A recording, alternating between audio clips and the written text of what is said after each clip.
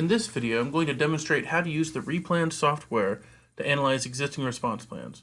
For this demonstration, we're going to use Texas DSHS Region 6-5 South. Now this region is comprised of 16 counties, which you can see here delineated by these black boundaries in Replan's map display. Now these are largely centered around the Houston Metroplex, and they comprise about 6.9 million people or 2.3 million occupied households. So I mentioned that we're going to be analyzing existing response plans. One thing I want to say as a disclaimer at the very beginning is that we don't know Region 6-5 South's actual response plans. Therefore, as a demonstration, I've dummied up a list of about 200 pod locations that we're going to use just for demonstration. So here they are. I have them in Excel. You'll notice I have a name, address, city, zip, longitude, latitude, etc. for each one of these pod locations. Now, I pulled these pod locations from elementary, middle, and high schools across this region. So the first thing I'll do is I'll pull these into Replan.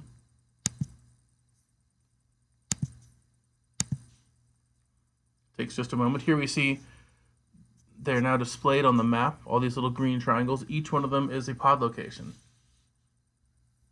Now once we have our pods, we can start partitioning this region to assign populations to each pod. Once we know the population each pod is assigned to serve, we can then start analyzing what resources are needed at each pod to serve that population. So I'm going to use the closest pod partitioning method. Essentially what this is doing is we're assuming that everyone is going to the pod closest to where they live. So let's take just a moment. Here we have, it's done. These dark blue boundaries show the catchment areas, which are used to define the population each pod must serve. So let me go ahead and I'll turn off the roads and even the county outlines for a moment. And we can see here's the catchment areas. Now you'll notice the catchment areas here in the rural areas are much larger, and the ones here in the urban areas are going to be, they're so small that we would really need to zoom into the map to be able to view the to view the individual catchment areas. Now of course the reason for this is because we have more pods in the urban areas than we do in the rural areas, simply because in the plans I dummied up for this demonstration, I wanted to be realistic. In reality, you're going to want to have more pods and more resources where you have larger populations. Okay, so now let's take a look in the pod manager at our population distribution. So here we have our household distribution across the pods and our population distribution.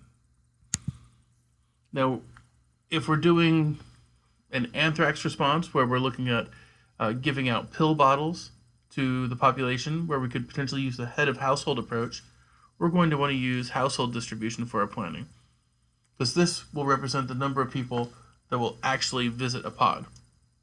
Whereas if we need to do vaccination, we would want to use the population distribution, because at that point we would have every individual in the population actually traveling to a pod to visit the pod. So the household distribution is what we're going to concentrate on now, because we'll say we're looking at anthrax response. And let's look at the time needed for each of the pods to serve their households. Well, down here, this blue bar, we have it currently at 36 hours, because let's say we need to have dispensing completed within 36 hours after it has begun. Well, of course, none of these pods are going to be able to make this deadline. Well, the question is why? Why are these plans so bad? Well, if you take a look at the number of booths, which I also refer to as dispensing lanes, the number of booths each pod is assigned, you'll see that they're all assigned only a single booth. What this means is that you have an entire pod devoted to a single booth where people can pick up their medication for their families, for their households. Rather, most pods should have more than one booth. In fact, they should have potentially many booths, where the population could come and be treated, basically be dispensed to concurrently. But the big question is, how many booths do each one of these pods need? And then, once we know how many they need, will we be able to actually fit that many booths into each pod? Well, we can answer the question about how many booths each one needs by clicking on the Resolve Deficit or Surplus button. So we're going to be planning by households, since we're using the head of household approach. So we're going to click this button, but before we do, let's ignore pod capacities, and I'll tell you what that is here in a moment. So I'm going to click on this.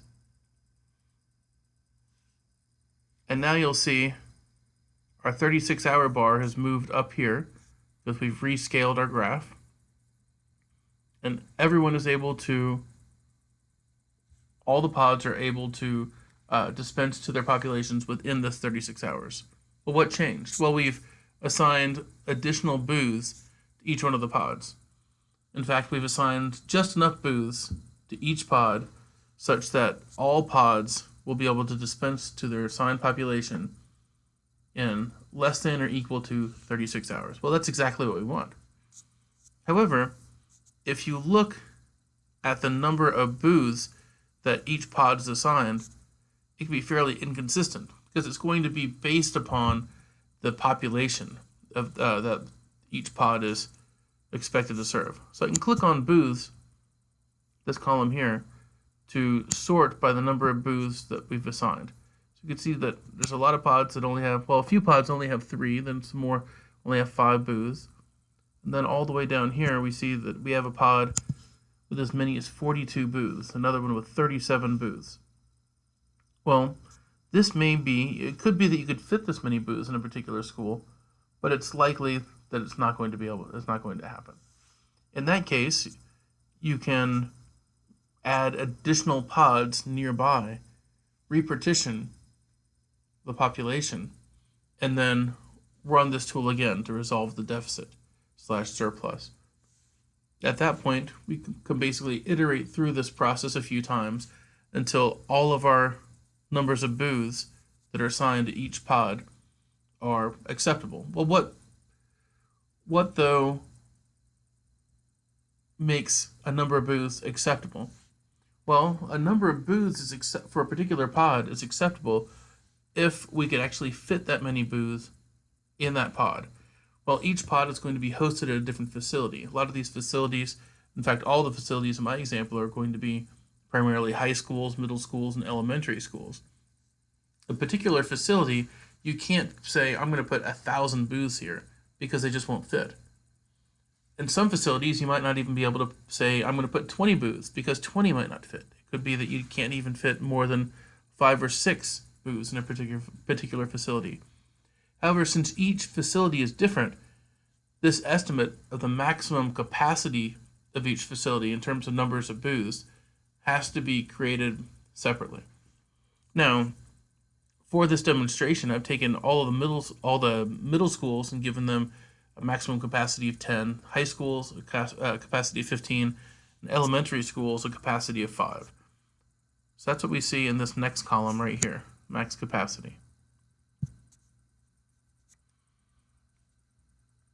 Now, you'll notice most of these pods are exceeding the maximum capacity. Not all of them, because here's a few. This one only has 3 booths, but it has a capacity of 15. This one has 6, but it has a capacity of 15, and so on and so forth. But many of them exceed the capacity. Well, if we want to force Replan into observing these capacities such that they are not exceeded, we can go back in and click on households again, but we just won't check the ignore pod capacities.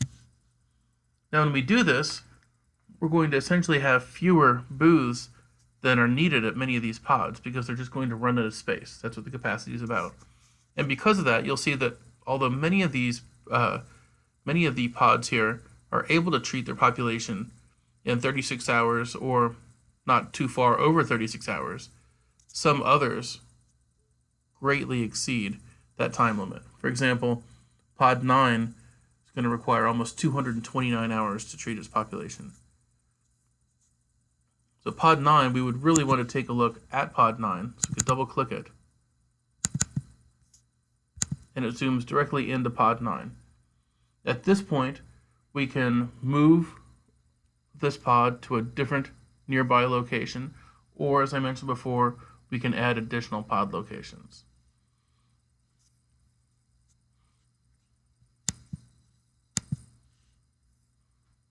Another factor that you can analyze in the pod manager is the pod capacity.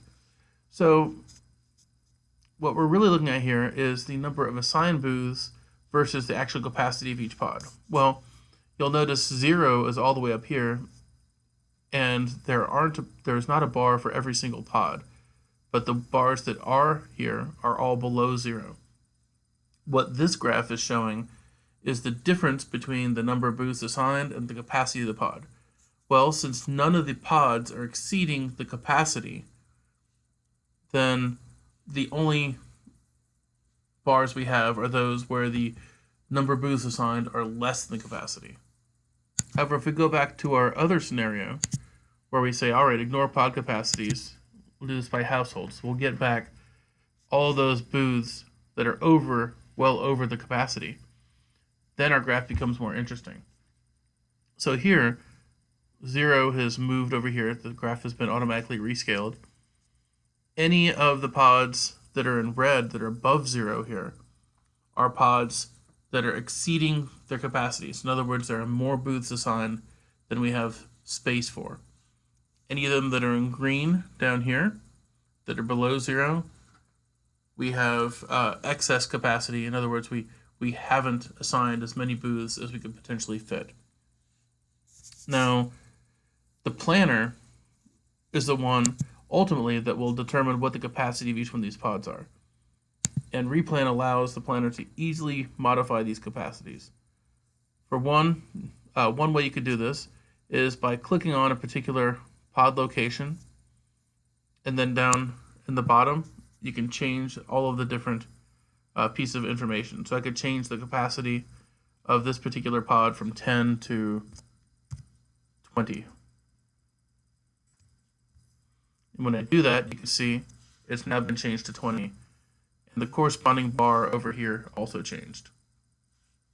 Another way we could do this, if we wanted to change all the pods globally to have a certain capacity, I could say adjust parameters globally, choose capacity per pod, and I could set them all to, let's say, 25. So now I'm going to set all of my pods to have a capacity of 25 booths. This would be useful, for instance, if you have quite a few pods across your region, and you know that at the very least all of these pods can fit a certain number of booths, because that's the way you chose your facilities. So now we can see that almost all of our pods have excess capacity. They're almost all in the green.